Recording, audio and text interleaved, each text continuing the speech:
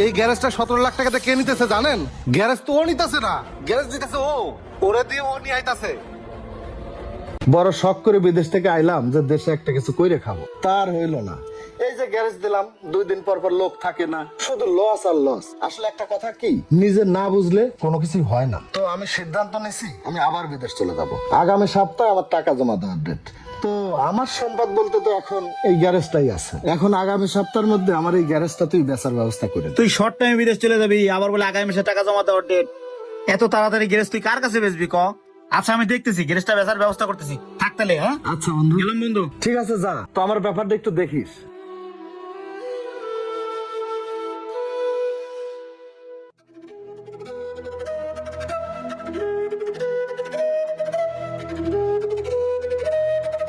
আসসালামু আলাইকুম ভাই। ওয়ালাইকুম সালাম।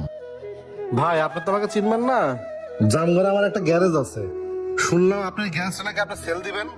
কি হিসাব কিতাব কি কিছু করছেন? কত টাকার মাল আছে? হ্যাঁ ভাই, আমার সব হিসাব করা আছে। এই যে খাতাটা দেখেন, তাইলেই বুঝতে পারবেন। কেমনি কি দাম কইতাছেন? কম দেই দেখলাম তো। ভাই আমার অ্যাডভান্স সহ টোটাল খরচ গেছে এই দোকানে 50 লাখ টাকা। তো এখন তো আর আমি এই দোকান 50 লাখ টাকা বেচতে পারবো না। 35 লাখ টাকা হলে আমি আমার এই গ্যারেজটা ছাইড়ে দিই। শুনেন ভাই, আমি সরাসরি কথা বলতে পছন্দ করি। যদি 30 লাখ টাকা হয় তাহলে গ্যাসটা আপনি আমাকে দিতে পারেন। দেখেন ভাই, যদি হয় তাহলে ক্যাশ টাকাটা নিয়ে এসে কালকে আমি গ্যাসটা বুঝে নেবো। আমার ইমার্জেন্সি টাকাও দরকার। ঠিক আছে ভাই, নেন। আচ্ছা ওই কথাই রইল। আচ্ছা ভাই, আচ্ছা আসসালামু আলাইকুম। ওয়ালাইকুম আসসালাম। লোকটা গ্যারেজটার দাম করে গেল 2 দিন আগে, এখন পর্যন্ত আসলো না। আমি ওনার নাম্বারটাও রাখলাম না। আমার আর সময় আছে হাতে মাত্র 2 দিন, মাথায় কাজ করতেছে না, কি যে করি। কি রে বন্ধু, কোনো কাস্টমার পাইলি? বন্ধু এত শর্ট টাইমে কাস্টমার পাওয়া যায়? এই সাথে করে একটা ছোট ভাই নিয়ে আইছি, দেখ করলে কথা কইয়া। তো চল ভিতরে বল। রাস ভিতরে আসো। শোন বন্ধু, একটা কথা আছে না, মানুষ কিনতে গেলে পাগল আর বেচতে গেলে ছাগল। তোর গ্যারেজের অবস্থা যে তাই। অনেক কষ্টে তোর গ্যারেজের জন্য একটা কাস্টমার ধরে নিস, কত কি দাম কয় পোষেলে দিয়ে দে। ঠিক আছে ভাই, বলেন তাইলে। আপনার গ্যারেজ সম্বন্ধে নতুন করে বলতে হবে না, আপনার গ্যারেজ সম্বন্ধে আমি আগে থেকেই জানি, আর দাম সম্পর্কেও জানি। ভাই এই গ্যারেজ যদি আমি নিই, আমি আপনার সর্বোচ্চ 15 লাখ টাকা দিতে পারবো। কি বলেন ভাই? 50 লাখ টাকার গ্যারেজ মাত্র 15 লাখ টাকা? ভাই সবকিছু একটা বাজেট ধরে আছে, আপনার গ্যারেজ আপনার কাছে 50 লাখ টাকা হইতে পারে, কিন্তু ভাই আমি সর্বোচ্চ 15 লাখ টাকা দিতে পারবো, হলে দিতে পারেন। বন্ধু তুই কিছু ক। বন্ধু আমি তোর বিপদটা বুঝতেছি, আমি তোর বন্ধু মানুষ, আমি বুঝি আমার কিছু টাকা পয়সা দিয়ে তোর হেল্প করার দরকার ছিল, কিন্তু বন্ধু এই মুহূর্তে আমার হাত খালি, তাই তোর কোনো আমি হেল্প করতে পারতাছি না। এখন কম দামে দিয়ে দে, পরে বিদেশ গেলে তোর কামাইতে পারবি। দোস্ত তুই তো জানিস আমি খুব বিপদে পড়ছি, বলে কয়ে আর কিছু নিয়ে দে না দোস্ত।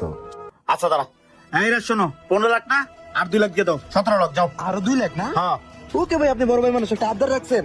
আচ্ছা 17 লাখই ফাইনাল নাকি? ঠিক আছে ভাই। ওকে ভাই, আচ্ছা আমি আপনার 2 লাখ ক্যাশ দিচ্ছি, আর আপনার অ্যাকাউন্ট নাম্বারটা দেন। ভাই দাঁড়ান। কি হলো, উনি এনেকে? এই গ্যারেজ আমার কাছে 30 লাখ টাকা বেচে কিনা হয়ে গেছে।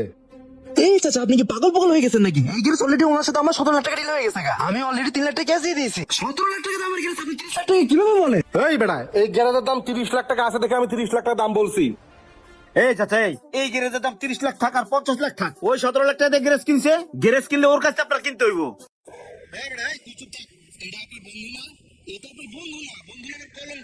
এই গ্যারেজটা 17 লাখ টাকাতে কে নিতেছে জানেন? গ্যারেজ তো ও নিতেছে না, গ্যারেজ দিতেছে ও, ওরে দিয়ে ও নিয়ে আইতাছে।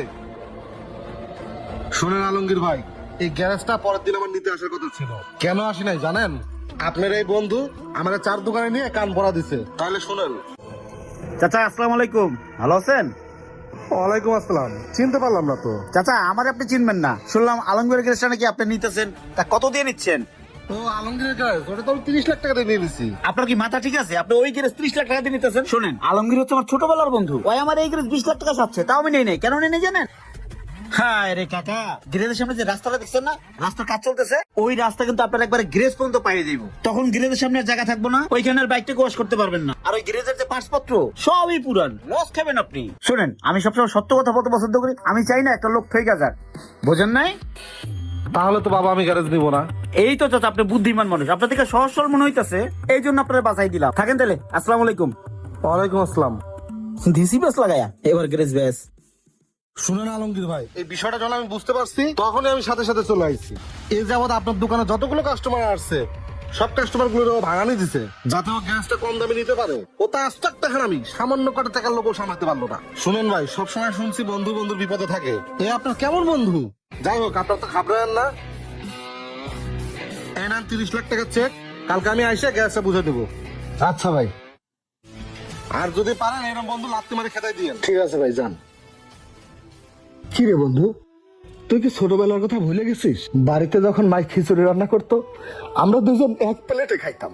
বন্ধু, আমি তোর কোন আবদারটা রাখি নাই। ওই যে আমি যখন বিদেশ ছিলাম না, তুই আইফোন, চেন যা চাইছিস তাই আমি পাঠাইছি। আর বিদেশ থেকে আসার পর ওই যে বাইকটা তুই চাওয়ার সঙ্গে সঙ্গে আমি তোকে কিনে দিছি। অথচ আমার আর্থিক অনটনের কারণে পরিবারের কারোর জন্য কিচ্ছু আনি নাই। আর এই সামান্য একটা গ্যারেজের লোক তুই সামলাতে পারলি না? আরে তুই আমাকে বলতি এই গ্যারেজটা আমি তোকে বাংলা দিয়ে দিতাম। বন্ধুরে, আরে বন্ধুত্বকে এইভাবে অপমান করতে হয় না রে বন্ধু। তোর মতো বেইমান যেন কারো বন্ধু না হয়। তুই যা যা, তুই বের হ আমার গ্যারেজ থেকে।